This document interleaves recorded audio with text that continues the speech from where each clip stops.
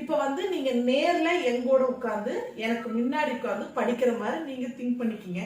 என்னோட வீடியோ பாக்குறவங்க போன வீடியோல பாத்தீங்கன்னா ஒரு லேடி வந்து கமெண்ட் கொடுத்திருந்தாங்க. என்னன்னு கேட்டீங்கன்னா, எங்க வீட்டு பக்கத்துல இருக்கிற அக்கா கூட பேசிட்டு இருக்கிற மாதிரி இருக்குது, அவங்கள நான் பாக்குற மாதிரி இருக்குது அப்படிங்கறத உண்மைதாமா. எனக்கு ரொம்ப சந்தோஷமா இருந்தது.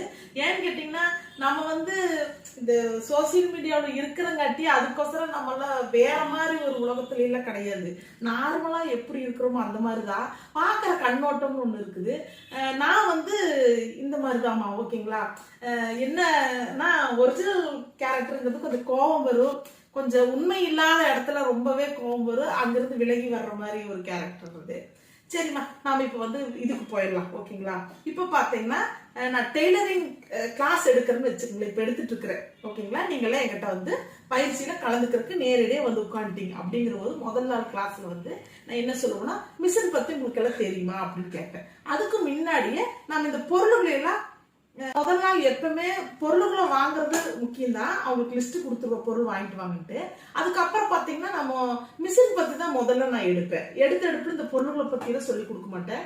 மிஷினோட ஃபேர் பார்ட்ஸ் எப்படி என்னென்ன பண்ணணும்னு அதுதான் எடுப்போம். ஆனா எங்க பாப்பா என்ன சொல்லிட்டா, முதல்ல இந்த பொருளெல்லாம் சொல்லிருங்க, அவங்க வாங்கக்கூடியவங்க எல்லாம் வாங்கி வச்சுக்கிட்டு நெக்ஸ்ட் டே வந்து இந்த மிஷின் பத்தி சொல்லலாம் அப்படின்னு ஐடியாவை மாத்தி விட்டாங்க. அதனால ஃபர்ஸ்ட் பொருள்களை சொல்லிடுறேன்.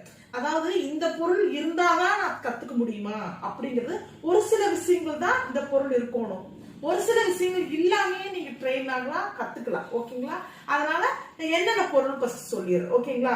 அதாவது இது பாத்தீங்கன்னா நார்மலா படிப்பு இல்லாதவங்க நார்மலா பேசக்கூடிய வார்த்தைகள். ஓகேங்களா? இப்ப வந்து நம்ம ஒருத்தரை பார்த்தோன்னா வணக்கங்க அப்படின்னு சொல்றதுக்கும் ஹாய் குட் மார்னிங் அப்படின்னு சொல்றதுக்கும் வித்தியாசம் இருக்குது.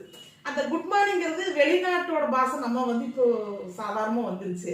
இப்ப நாங்களாம் படிக்கிற காலத்துல வந்து கத்திரிக்கோள், ரூல் பென்சிலு, கட்ரு, மார்க்கிங் சாக்கு இந்த மாதிரிதான் எங்களுக்கெல்லாம் பொறுத்து சொல்லி கொடுத்தாங்கம்மா.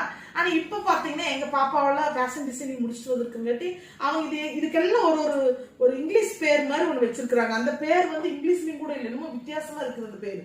அந்த பேரெல்லாம் அவ வந்து இதை சொல்லணும் இப்படிதான் சொல்லணும். நாங்க வந்து உண்மையான வெளிப்படையே சொல்றோமா, இப்ப வந்து நூறு எக்ஸ்ட்ரா இருக்குன்னா பிரிக்கிற ஊசி அப்படின்னு நாம சொல்றது அப்படிதான் கடையிலையும் கேட்டு வாங்குறது. இப்ப எங்க பாப்பா எல்லாம் படிச்சுட்டு வந்து கேட்டு இது சீம் ரிப்பேர் அப்படிம்பாங்க. சீம் ரிப்பேரா அப்படின்னு என்னது அப்படிங்கிற மாதிரி சீம் ரிப்பேர் சொல்லுமா அப்படின்னு பாப்பல. இதேதான் நான் கிளாஸுக்கு போறபோது கடைசி ஒரு வருஷம் கிளாஸ்ல எங்க பாப்பா எங்க கூட வந்திருந்தாங்க. அவங்க வந்து நான் வந்து நார்மலா சொல்லி கொடுத்துட்டு போய் அப்படியெல்லாம் சொல்ல, ஏன்னா அவங்க வந்து கவர்மெண்ட் எக்ஸாம் எழுதுறதுக்கு அவங்க பயிற்சி கொடுத்துட்டு